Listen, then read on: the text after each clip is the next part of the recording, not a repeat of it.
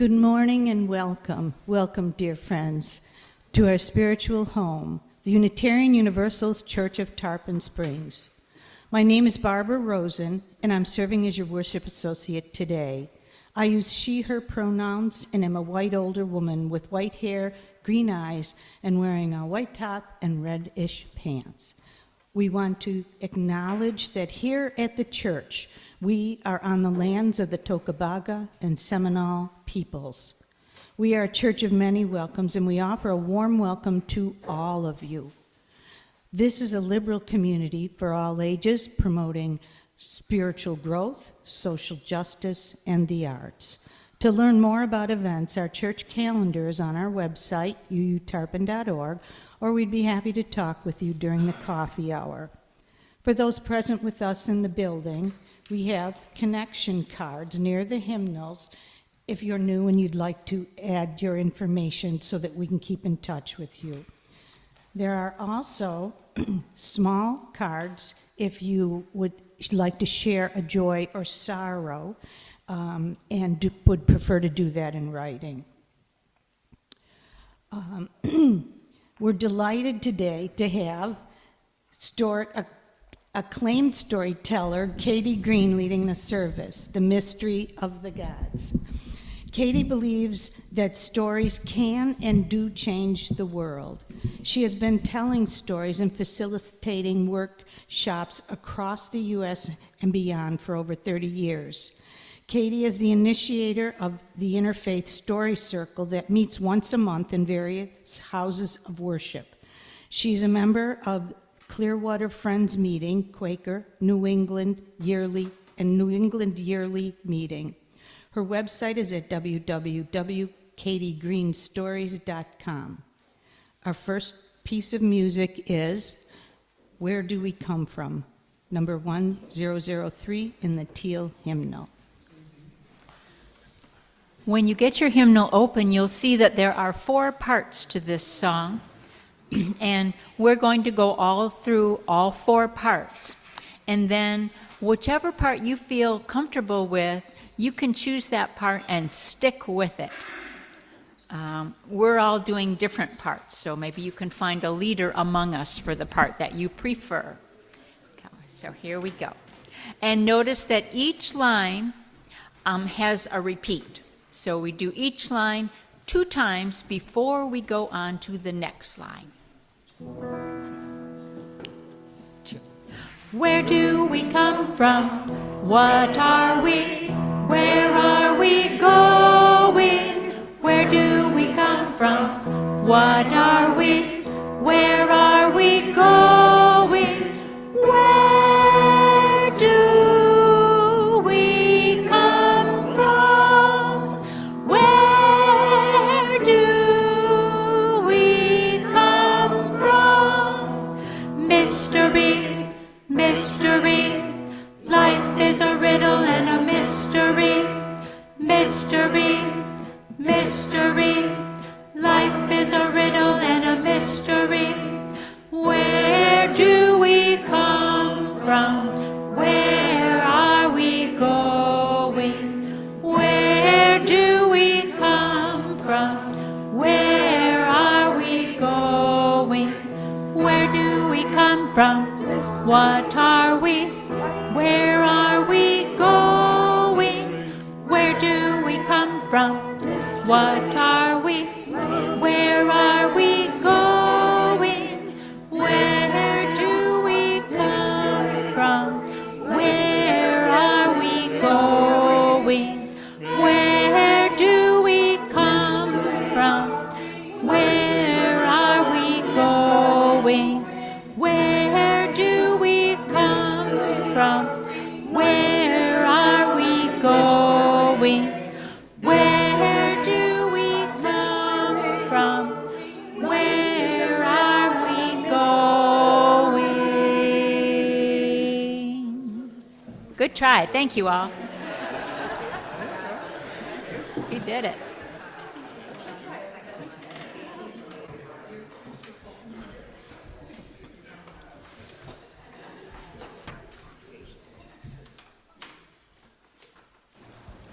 I'd like to share a Mary Oliver poem called Mysteries, Yes. Truly, we live with mysteries too marvelous to be understood. How grass can be nourishing in the mouths of lambs. How rivers and stones are forever in allegiance with gravity while we ourselves dream of rising. While two hands touch and the bonds will never be broken. How people come from delight or from the scars of damage to the comfort of a poem. Let me keep my distance always from those who think they have the answers.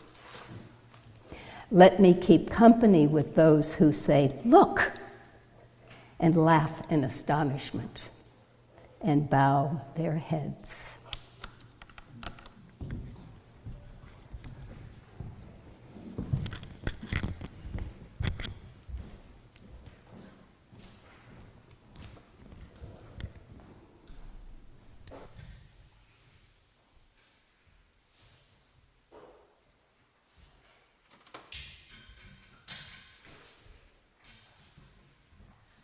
We light our chalice with these words from Kelly Wiseman Asbruth Jackson. Does the match love the wick? Does the wick love the wax? Or the air it consumes? Yes, without question. To melt together, to burn together, to change together. Pieces of the candle must love each other, though not necessarily wisely, and not necessarily well. Our next piece of music is Spirit of Life, number 123 in the Gray Hymnal.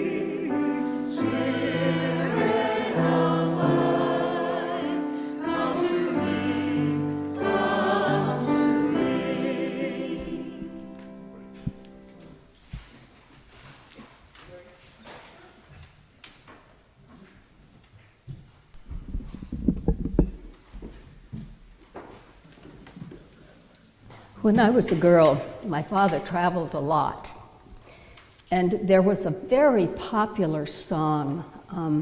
Maybe somebody named Rosemary Clooney sang it, I'm not sure. But it did have a phrase, see the pyramids along the Nile, and remember all the while you belong to me. And I always loved that song, and as I grew, I became more interested in Egypt. When I became a storyteller, I was fascinated with the stories from Greece and Rome, the old stories, and of course that led me to Egypt. And when we think of Egypt, we often think of mostly Egyptian art, which is marvelous. So I'd like to share a few short stories and a few pictures too. Every culture has creation stories. You know the creation story from the First Testament. And whenever you start looking at different cultures, it's fun to look at their creation stories. Memphis in Egypt is the oldest city in Egypt. And in Egypt, they have a god, Ptah. If you look at him, you might be reminded of something you've seen once a year about the movies. Oscar? Yeah, right. Ptah. In the beginning, there was nothing but chaos, water, and a muddy mound rose through the water. That was Ta. Ta was the one who created everything. And this is the creation myth from Memphis. How did he create things? Oh, he imagined them in his heart, and he named them with his mouth, and they came into being. It was Ta who named all of the gods and the goddesses. In those days, Ra was the very first pharaoh, and the Egyptians believed that. Next slide, please. Just next slide, please. Thank you. Okay. And next to Ta, there was a goddess named Maat. You've probably seen pictures of her. There's several winged goddesses in Egyptian mythology of women. Maat is the goddess of balance, that goddess that shows everything is right as it should be. The world is full of justice. You will know it's Maat because she always has a feather on the top of her head. Now there's another goddess in Egyptian mythology named Isis that you've probably heard of. She is the mother goddess. She epitomizes all of the power of womanhood. And when you see an image of Isis, she does not have the feather on her head. Otherwise, they look alike. She might have a picture of the sun on top of her head. Next slide. Okay, and this one's one of my very, very favorite. Some people call him Thoth because it's TH. I call him Tahot because in Egyptian hieroglyphs, there is no hieroglyph for the letter T or the letter H. So I imagine it was called Tahot. Tahot is the god, he hung out with Ta and Maat, and he is the god who invented writing. It's said that the god Tahot had a book that he wrote everything down in. He wrote all of the secrets, all of the mysteries of the gods in the book of Tahot. Okay. Next. Okay, and the next I'd like to show you is just an image of Khepri. The sun god had many, many, many, many names, and Khepri was one of the names. And he's often symbolized by a beetle. Why a beetle? The beetle, and you may be familiar with the Egyptian scarab jewelry. Right, okay, it's also got a beetle in it. It's the symbol of beginning, of new life, because the beetle collects mud and dung and rolls it around and makes a ball that's just as big as the beetle himself. And then the beetle lays the eggs in that ball. The sun bakes it, and the eggs hatch, become larvae, and eat the yummy, yummy dung that's inside that ball. They come out as baby beetles. So that is the beginning. And now I'd like to tell you another creation story. Ra, the sun god Ra, was the very first pharaoh in Egyptian mythology. And they believed that every pharaoh was also a god. Had to be a god because he had to keep both Upper Egypt and Lower Egypt, the delta and the mountains, connected, and they were very different cultures. So he had to be a god. Okay. But Ra, walking on earth, became very, very old. He shook when he walked. He walked very, very slowly. He drooled. And the people said, he's too old to rule.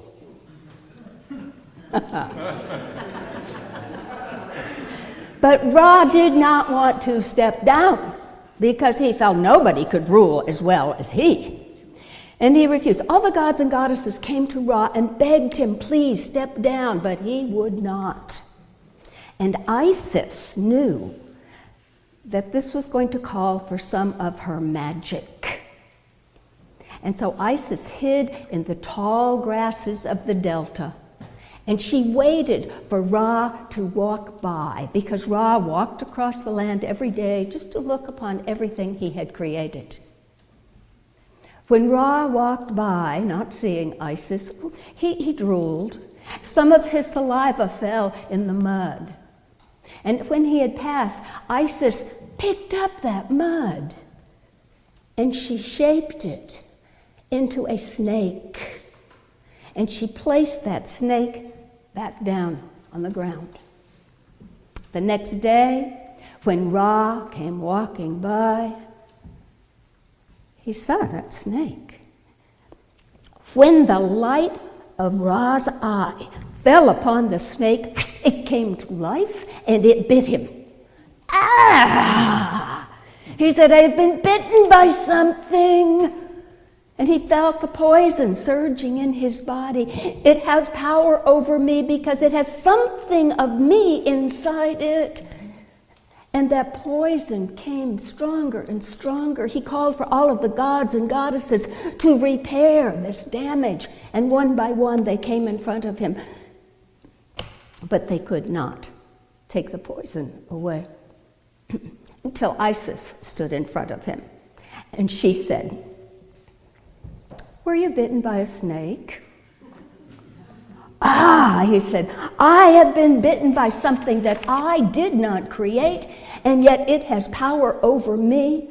I feel as though I am submerged in cold water. My blood is like boiling fire. My bones are shattering. My teeth are chattering. Make it go away. And Isis said, yes, I can make it go away. But you will need to tell me your secret name so that I can make the spell with that secret name. Ah, Ra said, I am Ra. I am the creator of the heavens and the earth. I am the molder of the mountains. I have created the bull to pleasure the cow. I am the maker of all waters for the great flood. I hold the secret of the horizon. Ra told Isis all 72 of his names. And Isis said, yes, those are your names. But everybody knows those names. I want the secret name. That name that your mother placed in your heart when you were born. That's what I need. Now, Ra did not want to give her that name, but she made the poison even more intense, and he had no choice.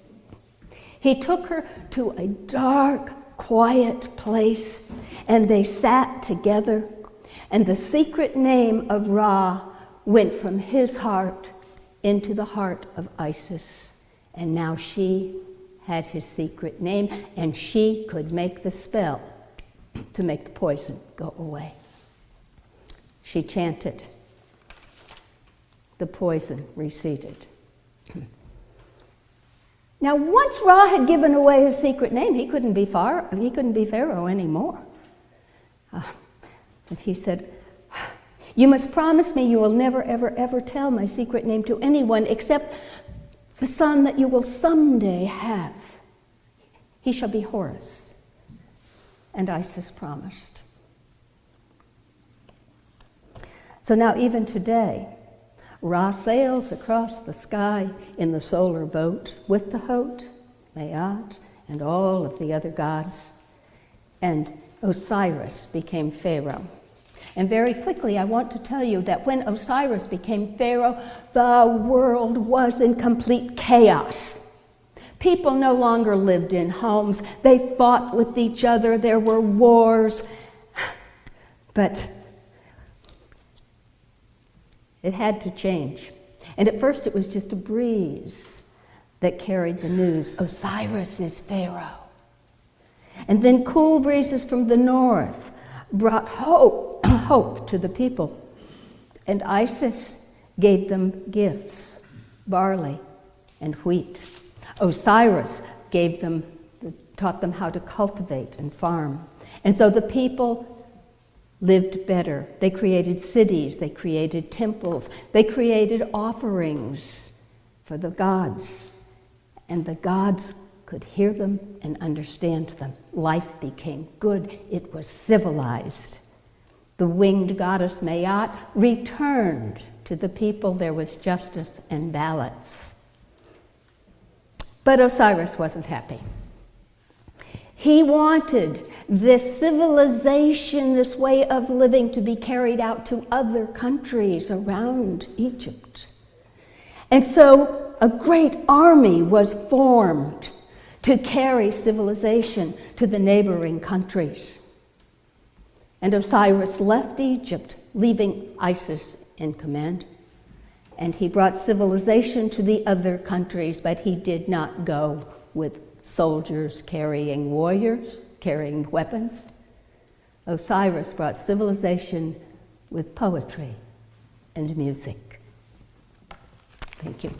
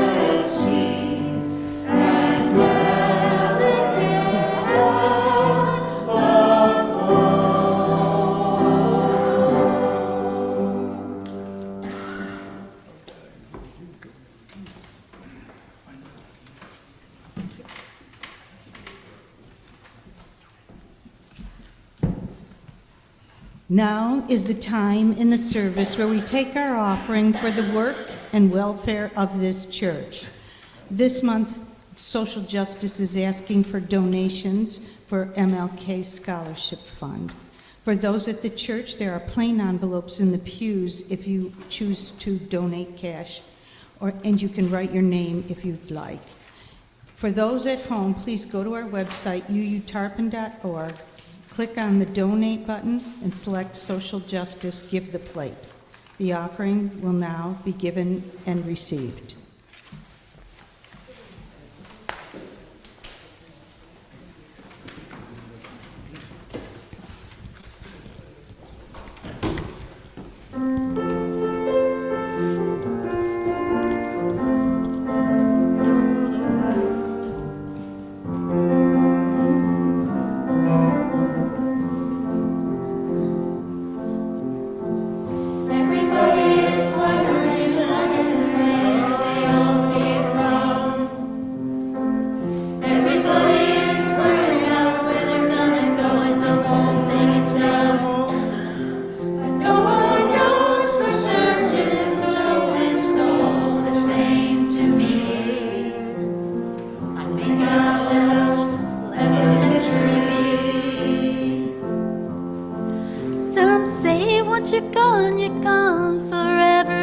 Some say you're gonna come back.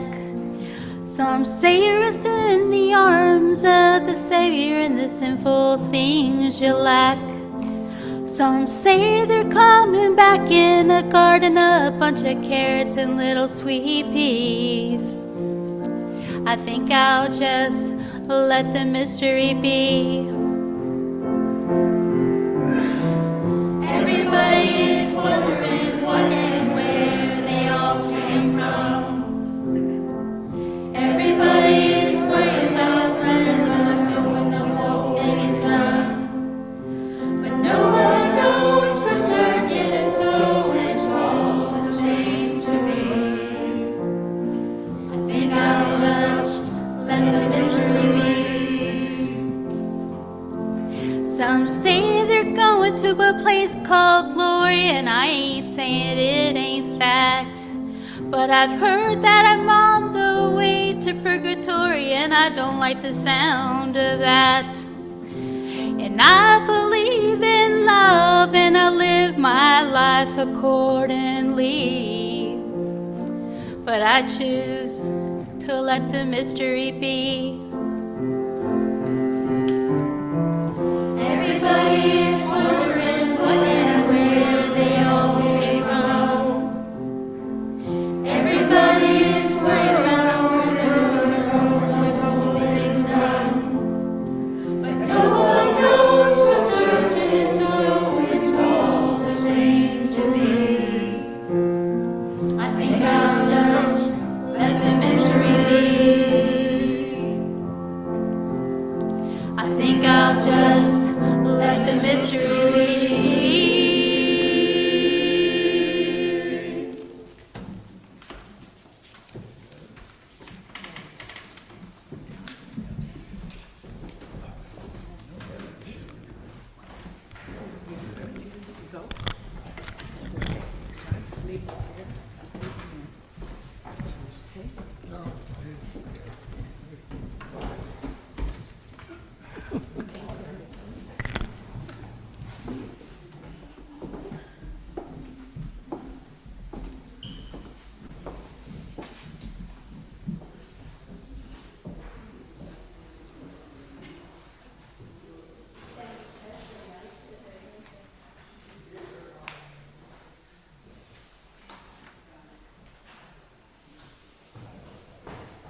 It was lovely singing, wasn't it? Yeah. Okay. I hope that I can bring justice to this story and you can enjoy it as much as I do. This is an old story. It's a literary story from Egypt. Ramesses II was a powerful pharaoh in the 19th dynasty.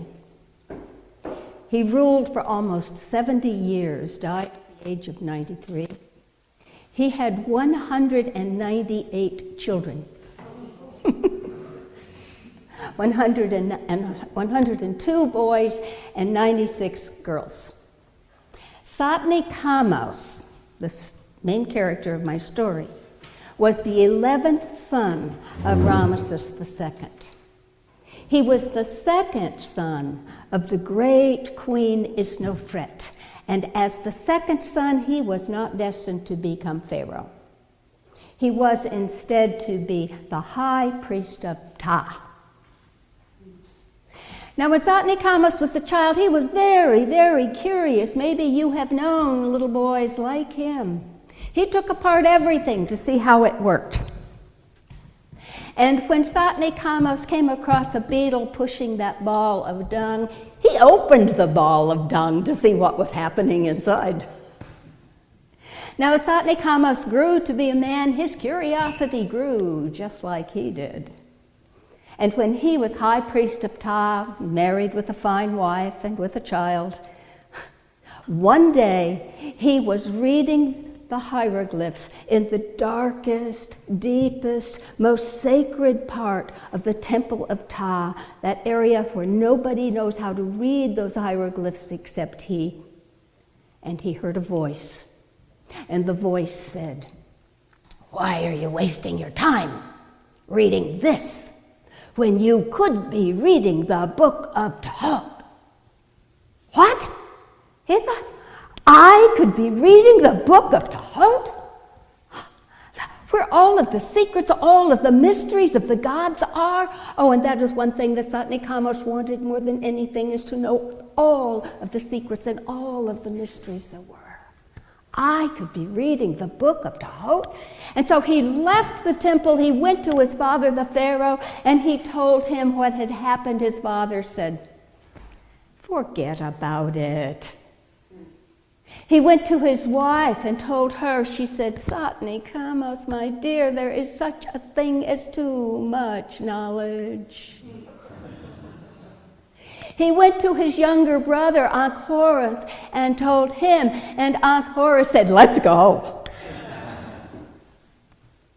For he had learned that the book of Tobit was located in the temple, in the tomb of Neferkaptah, and that tomb was near the step pyramid. Now, Neferkaptah had lived 300 years before, so there was a lot of sand moving around, but he and his brother crossed over the Nile, went into the desert near the step pyramid, started looking for the burial chamber of Neferkaptah. They looked and looked and looked. I can't tell you how long they looked, but I can tell you they found it. And as soon as they found it, they found the entrance. Satni Kamos said to his little brother, "You stay here. I'll go into the tomb." And so Satni Kamos started down a long, dark tunnel that went underground. And the odd thing about it was that there was a light at the end of the tunnel. And when Satni Kamos came toward that light, he came into the burial chamber of Neferkaptah, and it was glorious, but it was just as bright as daylight, and all of the light came from a book that was on a pillar, and that was the book of Tobit. Satni Kamos looked there, and he looked at the paintings on the walls, and you've seen images of burial chambers. Why, there was Neferkaptah feasting, and there was Neferkaptah pouring libations to the gods and hunting. There was Neferkaptah looking at dancing girls. Oh, Neferkaptah's life went on forever and ever because of the magic of these paintings. And there was Neferkaptah's mummy. And there was Neferkaptah's statue, his Ka. You may not know what a Ka statue is, so I'll tell you, the Ka statue holds the soul, the spirit of the deceased person. There was Neferkaptah's Ka statue and the Ka statue of his wife and of his son, Mereb. But there was only one mummy, there should be three. Where were the others? That didn't matter. There was the book of Tobit. Satni Kamos stepped forward toward the book of Tobit, and he heard a voice, "I wouldn't touch that if I were you." The Ka statue of his wife, Neferkaptah's wife, Ahura, had come to life. I said, "I wouldn't touch that if I were you." I will tell you what happened to my family, all because my husband Neferkaptah had to have the book of Tobit. Satni Kamos loved a good story, so he leaned back to listen. And I'll now tell you the story that Ahura, his wife, told. My husband Neferkaptah was the son of a mighty pharaoh. He was the high priest of Ptah. And he was always curious. He wanted to know all of the secrets, all of the mysteries of the gods. Does this sound familiar? Nothing would do but that he knew all of these mysteries. And one day when he was in the darkest part of the temple of Ptah, he found a scroll.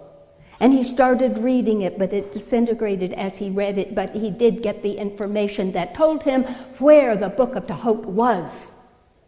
It said, the book of Tobit is in the southern part of Egypt, in the part of the river, at the bottom of the river where the Koptos River comes in.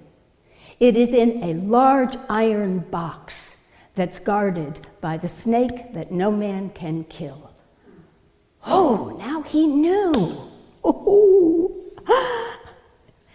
So he went to his father and he asked for the royal barge, and oh, well, the Pharaoh always gave my husband whatever he wanted. So his father gave him the royal barge, and we decided to go on a holiday to get the Book of Tahut. And I came with Neferkapta, and we brought our son. We climbed on the royal barge, and the wind from the north was lovely. It gave us a smooth ride all the way south. And our son Mereb loved watching the hippopotamuses and the crocodiles.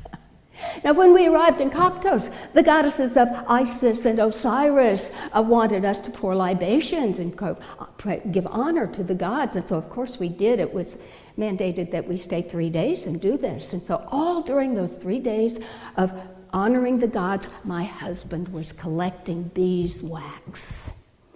And he made a little beeswax boat.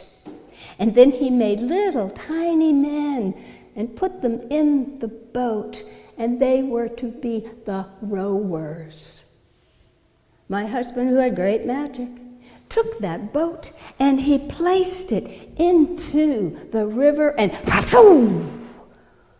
there was a fine boat with men to row it. My husband and I climbed onto the boat. It was too small, actually, to bring our son, so we left our son Mereb with the gods and goddesses, or the priests and the priestesses. We knew he would be fine with them. And we went. My husband said to the men, "Row for me, row." And those men started rowing.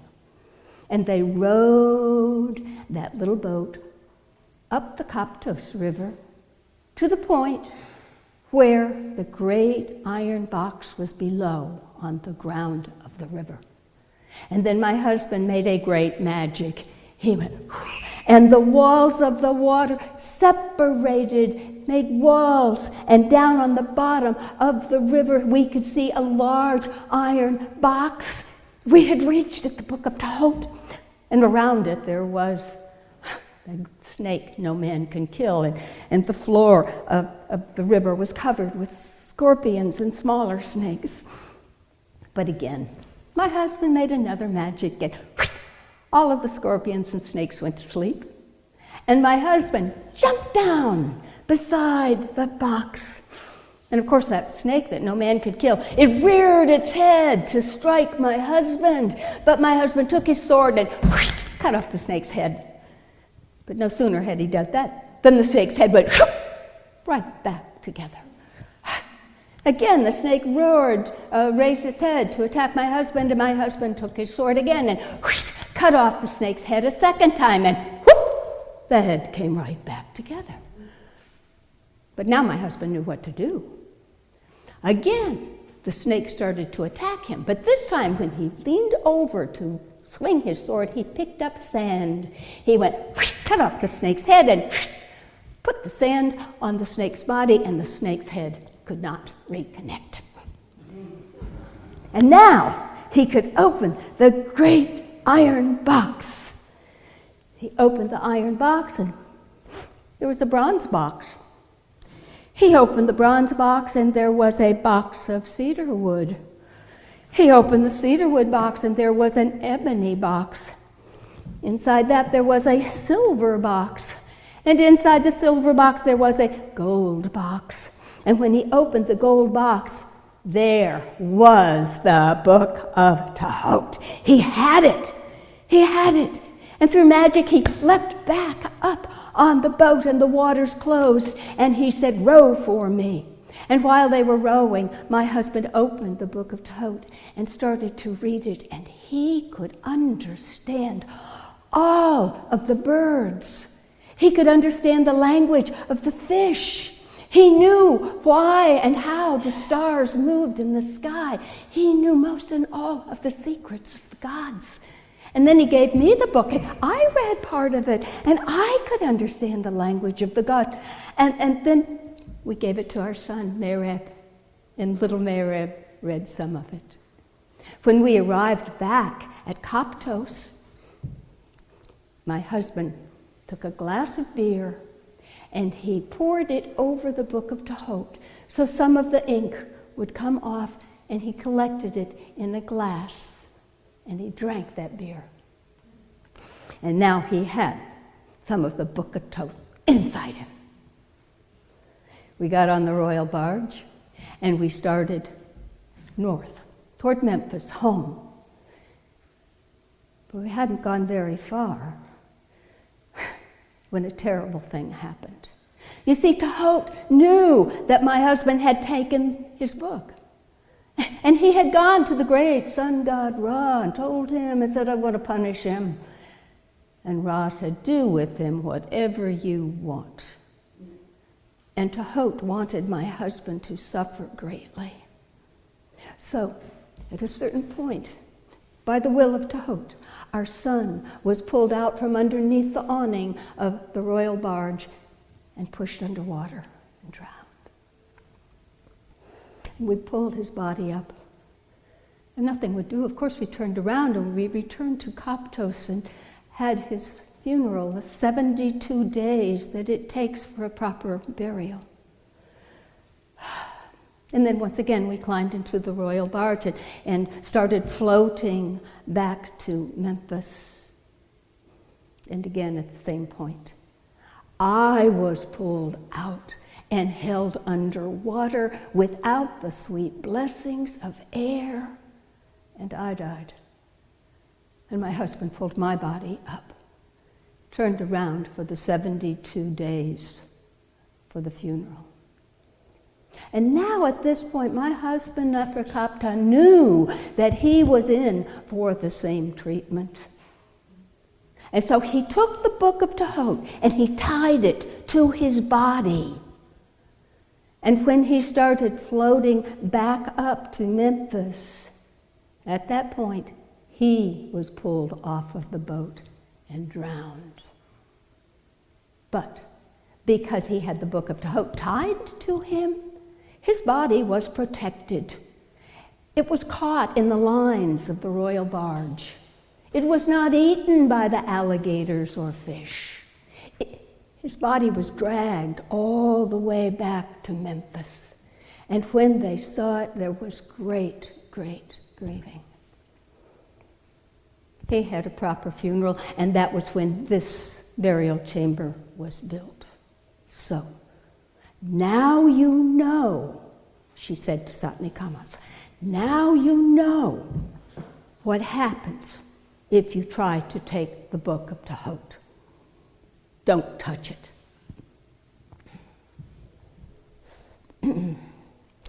Satnikamas had listened to the story, but he wasn't moved. He took a step forward and reached for the book of Tahot, and then the mummy of Neferkapta sat up. "Did you think I was going to let it go that easy?" he said. "We'll have a game of Senet." That's a game like chess. "We'll have a game of Senet, and whoever wins at Senet will have the book of Tahot." Oh, Satni agreed to that. Sure, nobody could ever beat him at Senet. And so the Senet board was placed and the pieces were set on it and the game started.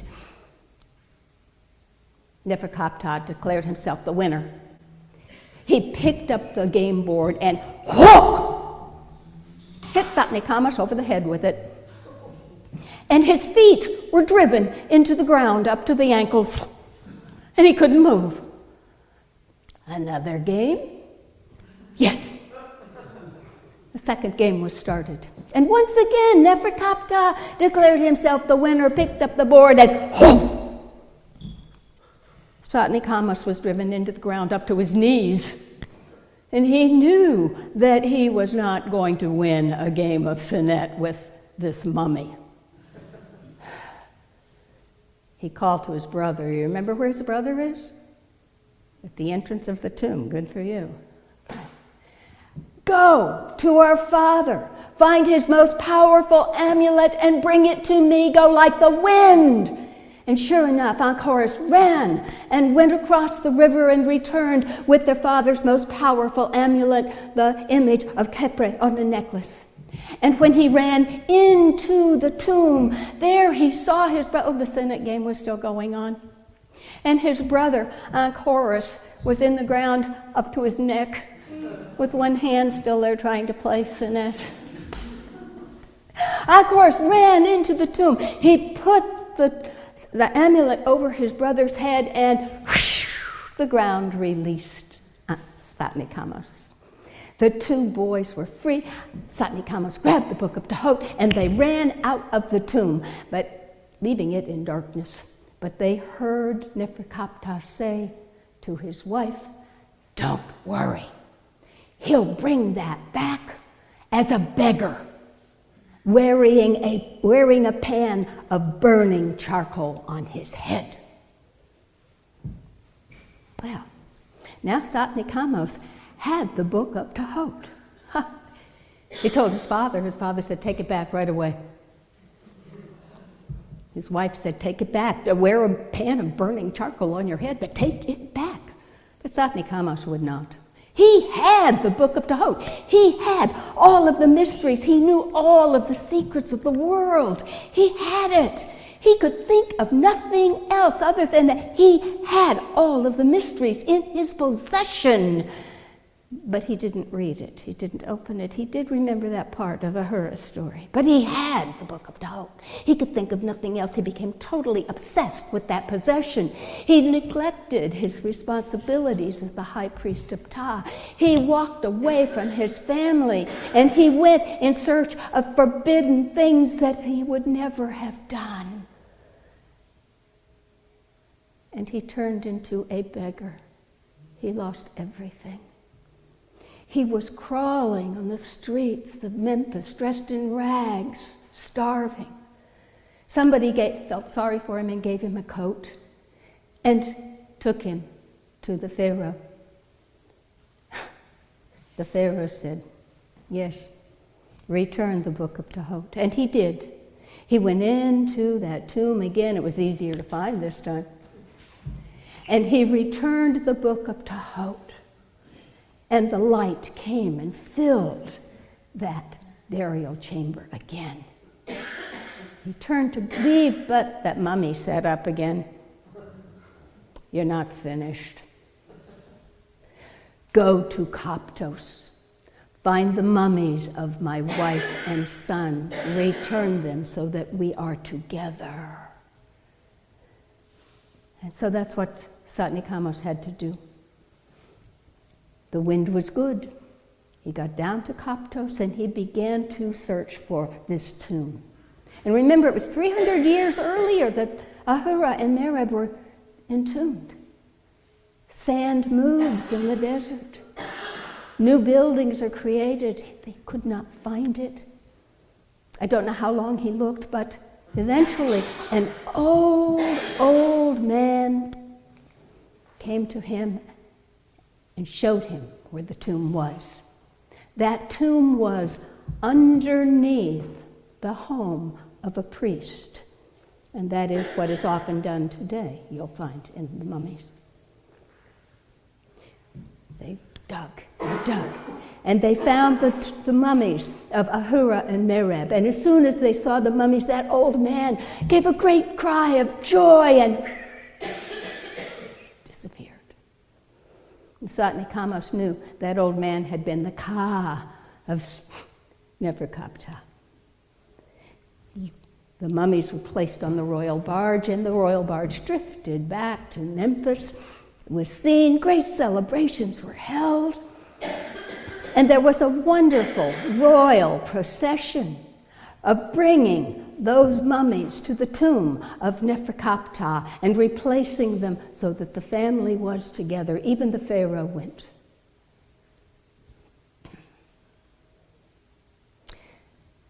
And after that,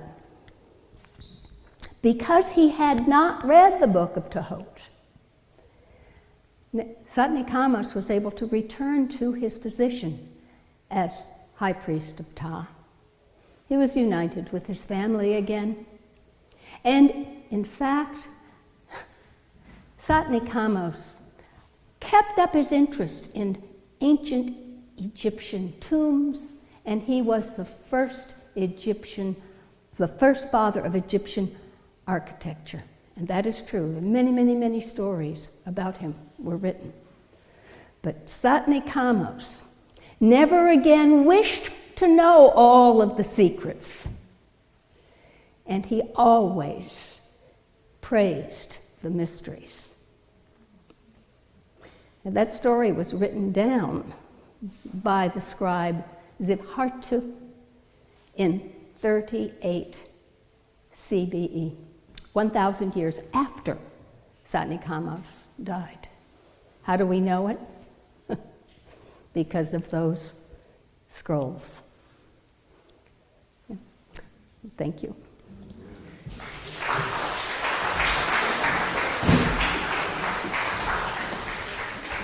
Our next song is number 158 in the Gray Book, Praise the Source of Faith and Learning. I'll play the tune once through as the choir is coming up to lead you. And you may stand if you so feel like standing. Or sit.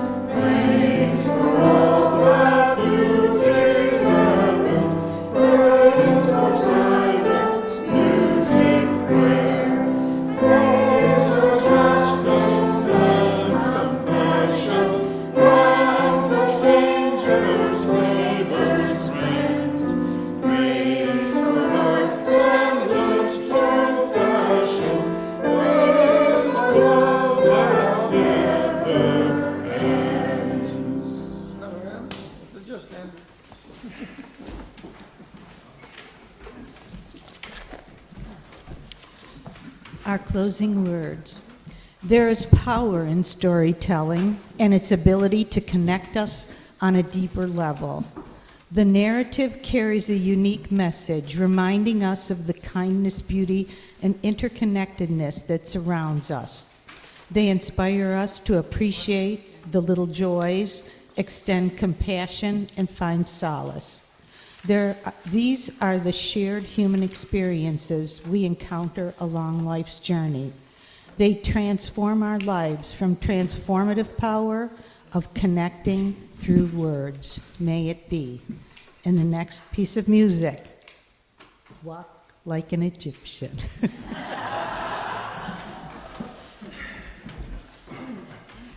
The words are a little different than the real words.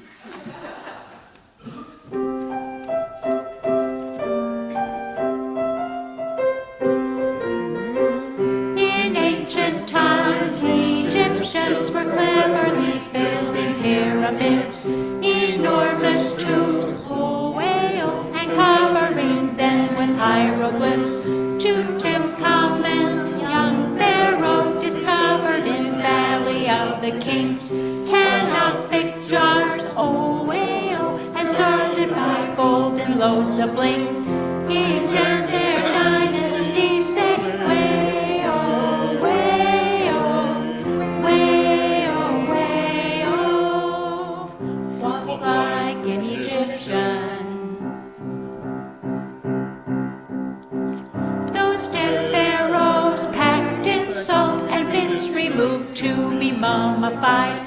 Then after life, a journey across the river Nile.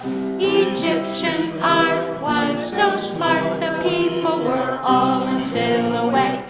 Egyptian gods, Anubis and Horus and the rest. Kings and their dynasties say, way-oh, way-oh, way-oh, way-oh, walk like an Egyptian.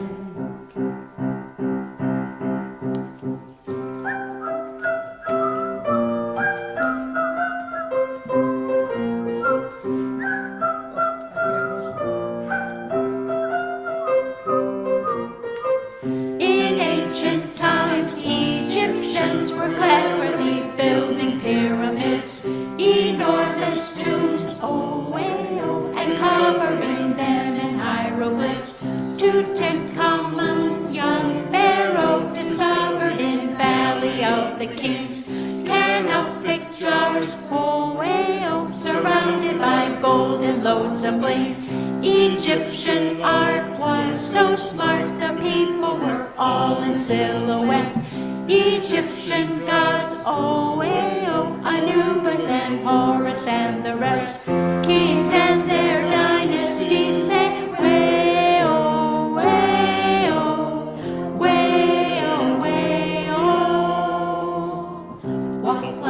an Egyptian. Walk like an Egyptian.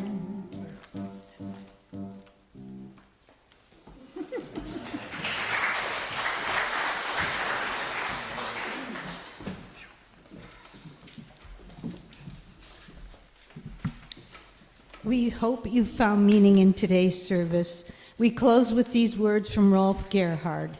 We extinguish this flame, a mere wisp of matter and process, almost as insubstantial as the thought of it. Yet our civilization has harnessed the power of such a flame to drive and shape a new world.